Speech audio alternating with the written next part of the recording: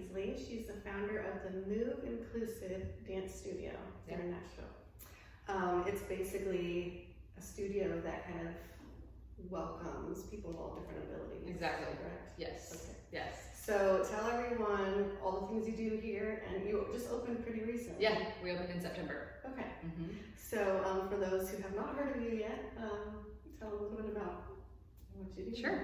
So Move Inclusive Dance, it's a dance studio for people of all ages and ability levels. And my overall goal when opening this business was to create a place where anyone who, for whatever reason, can't just walk into a dance studio and sign up for a dance class, they have a place here. So, you know, whether it be a physical disability or intellectual, anything, this is where they can come and be a part of something really special. Yeah. So do you have a background in dance? Yes. So I am a lifelong dancer. I took my first dance class at the age of 3. Grew up in the dance studio pretty much every night of the week. That was my place. Mm-hmm. And it truly is something that changed my life for the better. And so I think that is the driving force behind why I did this, because unlike, you know, a lot of people who start charities or organizations for people with special needs, they usually have some type of personal tie. They either had a sibling or an aunt or an uncle that had, you know, some type of disability, and that really led them to create something new in that field. But for me, I actually didn't know anyone with any type of special need until I started this. So I think that I just saw an opportunity where, again, dance was so great and so meaningful for me. Well, it should be for everyone, right? And there's this group of people who, A, they love to dance, but also B, they don't really have many options to go just take a dance class. And so I thought, you know, well, let's start with a summer camp, see what happens, see what kind of response we get. This was 2 years ago. And so we had a week-long camp. And at the end of the week, the parents were all asking how to sign up for the next event. I'm like, well, there's no next event yet. You know, I was just seeing if this worked. So that was my first sign of like, okay, there's definitely a need, there's a desire for this. And so now fast forward 2 years later, here we are in our full-time space, year-round programming, and it's going great. Cool. Are there certain challenges with it? Because I feel like not really having a personal experience with someone with special needs, are there, like, did you have to kind of adapt? Absolutely. So first of all, still, I mean, I learned something every single day. Yeah. And the biggest thing for me is getting to know the parents, getting to know the families, because that has taught me, I think, more than any amount of textbooks ever could. Yeah. You know, actually hearing like the daily struggles they face, and so that's huge. But I also knew when I decided to do the camp, you know, I couldn't be the one that taught the camp, right? I mean, I could organize it and I could lead it, but I needed someone with that experience and working with these individuals to make sure that the parents, you know, felt safe. And I would certainly never want to put anyone in a position where I wasn't prepared for, you know, the outcome of something. So I actually had a friend who I grew up dancing with that so my undergrad degree is in dance education. She received her undergrad from the same program, also in dance education, but then she went on to get her master's in special ed. So she kind of had the best of both worlds going on there. So I called her up and I'm like, hey, I have this idea. It's super random, but I think it, you know, maybe something to go for. I want you to either A, tell me, yes, you should go for it, or B, you're in over your head, like stop where you're at. So I'll tell her the idea, and at the time she lived in Mississippi, and she's like, I think it's a great idea. She's a school teacher, so she said, you know, I'm off in the summer, I don't want to overstep, but I would love to come teach it for you. And so after that, you know, I'm like, okay, we're good to go. Yeah. And so now she actually is the program director here at Move. So she plans the curriculum, she trains our teachers, our volunteers, and you know, works one-on-one with the students to make sure that they're getting their needs met. Yeah, that's awesome.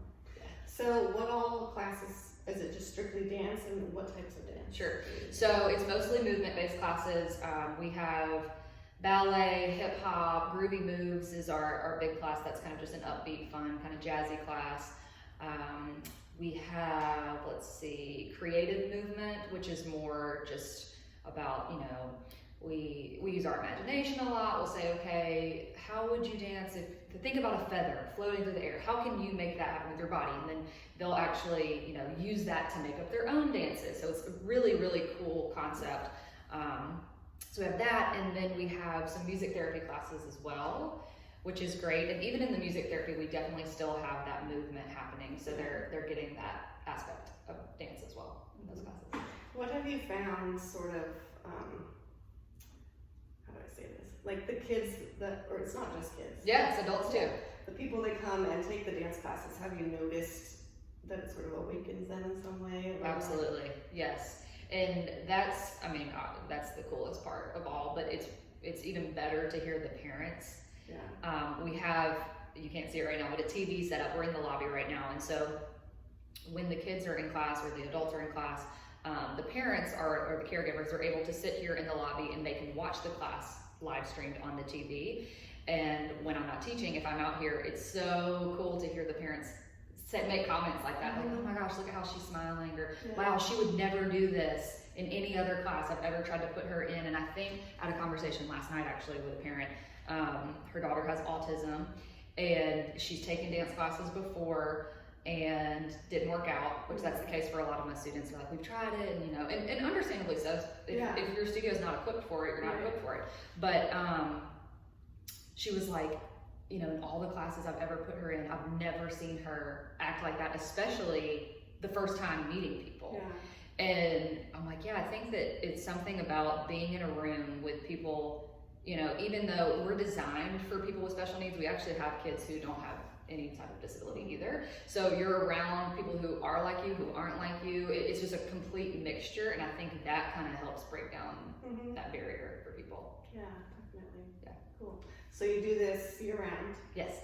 Okay. Yeah, so we follow the school calendar. So we start our classes, well, we opened in September. We'll probably start in mid-August this coming year. But and you're in Bellevue? Yes, we are in Bellevue. Yeah. We start in August and we go through May. We'll have our first end of the year show at the end of May this year. Oh, so you do performances? Yes, yeah. This will be our first one. We're super excited. And then in the summer, we do camps.